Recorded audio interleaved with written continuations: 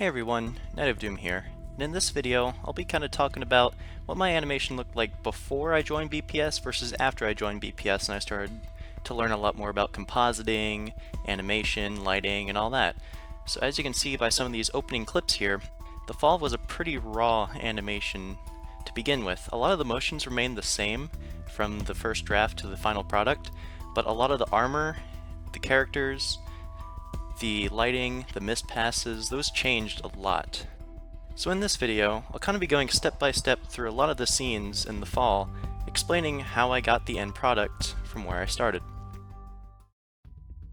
First thing you'll notice is the axe. It looks really dull at first, but after some compositing and lighting changes, it really starts to glow and have a unique effect added to it. One of the things that I did was added the enchant and made it yellow. As you'll notice, the focus is more on the axe rather than the players in the final product. That's due to adding depth of field. After lighting the axe, adding some text, and giving it some depth of field, the scene is looking a whole lot better than when it started. Another thing I wanted to talk about was in the next scene. As you'll notice, the original draft looked very boring and didn't have much in the background, whereas the updated draft has a lot of rubble in the background and embers flying and depth of field. It's more focused on the characters. So as you can see here, fading between the two different before and afters, how much adding just little background details and improving on your lighting and little things like embers can change a scene. In the second scene, you'll notice there's nice blue mist, everything's kind of lit up well. In the original draft, the fall was actually extremely dark, there was barely any light, you could see the edge of the world, and it was just overall really hard to see. The only thing that I really liked about the original draft was how the Nightmare Cloud turned out, versus the new draft, since it's a little bit blurred out, but there wasn't much we could do about that. One thing I learned through this scene is that in cinematics, there's a rule that kind of applies with dark scenes. It's dark, but it's not actually dark. Like you're supposed to be able to see what's going on in the scene. Moving on to this third scene, one thing that I didn't talk about before was that everyone had sleeve skins in the original animation. This is because I was prepping it for putting in Patreons into these little slots, and you notice like little bits of animation changed, like the character walking up was a lot slower, he didn't move very far. The mist pass, really, you can't see it at all, and there's some really ugly lighting on some of the characters. So post BPS, a lot of that changed, and you'll notice here, like everyone's wearing full diamond armor, and they're all Steve skins, and the camera shots are very slow and linear, and the lighting is flickering. So there's a lot that needed to be improved. And again here, in this big fight scene, there's a lot of diamond armor. It's very boring, the lighting is just not very interesting. Going through the fight scene here, a lot of the motion remained the same, and I really had started to play with camera shake around this point because I wanted the fight to feel really powerful and punchy. And again, skins were never finalized, I just kind of started to put a couple in, and cut here to what it looks like now. As you can see the sky a whole lot more, and everything's a lot more visible, versus the kind of mucky diamond armor. Everything is kind of dark, though the animation stays the same. Another problem with the full set of diamond armor is that you really couldn't see the skins underneath, so you really couldn't get to know the characters. So that was one thing that I started removing after I got into BPS, due to the recommendations of all the other animators, and I think it looks way better this way.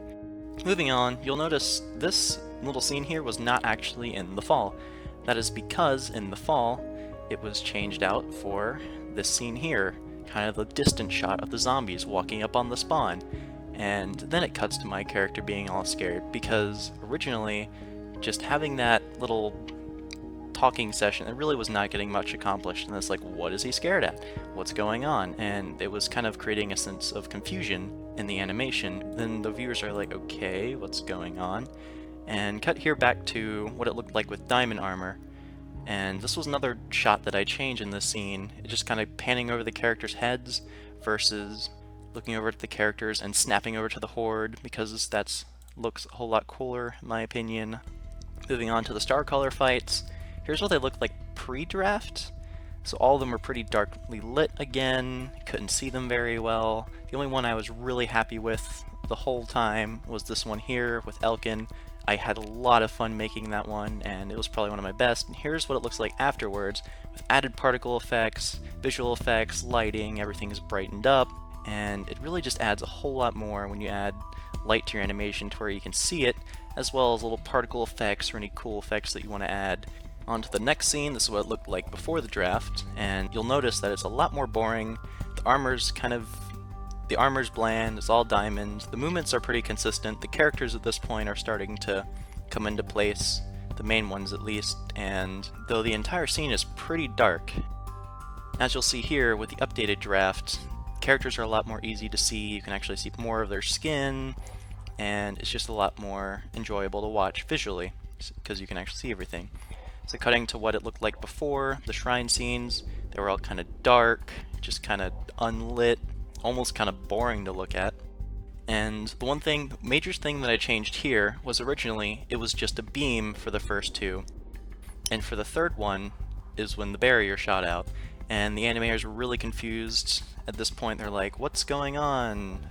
Why is there only one barrier and then it breaks? So for the final draft, I added it to where all three of them had barriers shooting out, which really helped establish there was three of them, three different corners, and the fourth shrine being left alone was the reason why the barrier didn't work, and it shattered, which was an attempt to save the world. Here's what it looked like beforehand, with all the dull characters, and one thing Thomas recommended actually was for me to add at the very end for it to pan up and look at the sky, which I think was a really cool idea, because it really gives you like a nice little shot of the sky and just sense of finality to the scene. Here at the end, this is the final scene, the animation, and there was a lot of lighting done to it. Let me play that again. One thing I added was translucency to the leaves, to the grass, really helped brighten it up a lot. Added a whole lot more characters into the scene, made it feel a lot more alive, changed the mist pass, did a whole lot to this scene, worked with Arbiter on this for almost a full day, if I remember correctly. As you'll see here, it's kind of dull lighting, the tower is not very well lit, and Maria, who is this character, kind of looks like a guy, and her face looks kind of messed up. Now after some lighting changes, the whole scene feels a lot more bright, a lot more life, the tower is very well lit up, and Maria looks like a girl. Thanks to the little Thomas kid here, he actually used his Battle Royale font for his outro for The Fall, and Avalon being the series name. So that was kind of a before and after The Fall, before I joined BPS versus after, a lot of work was done to it. Hope you guys enjoyed, and I will be making a behind the scenes actually very shortly, explaining a lot more about the story characters and what I have in store for the Avalon series. So thanks everyone for watching, and see you all soon.